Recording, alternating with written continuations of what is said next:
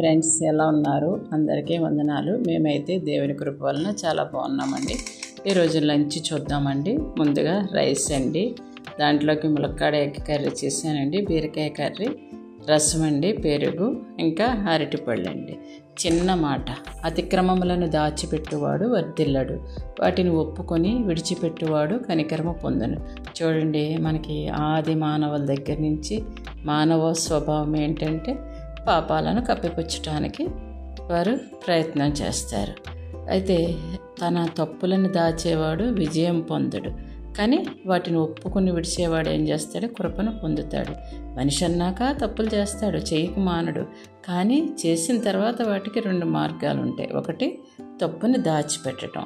ఇది ఎలా అంటే, మనకి గాయమైందనుకోండి, గాయం చెప్పుకోకుండా అలా దాచేసుకున్నారనుకోండి, అప్పుడు గాయం ఏమైపోతుంది? లోపల పెరిగి ఇంకా ప్రమాదకరం అవుతుంది.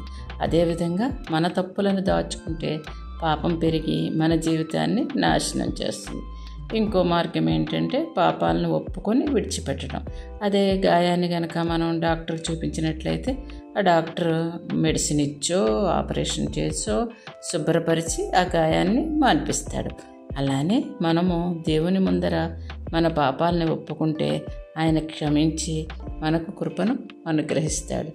కనుక మీరు ఎప్పుడైనా తప్పును దాచారా? చిన్న దోషం మీ జీవితంలో ఏమైనా మార్పు తెచ్చిందా? కామెంట్ సెక్షన్లో పంచుకోండి.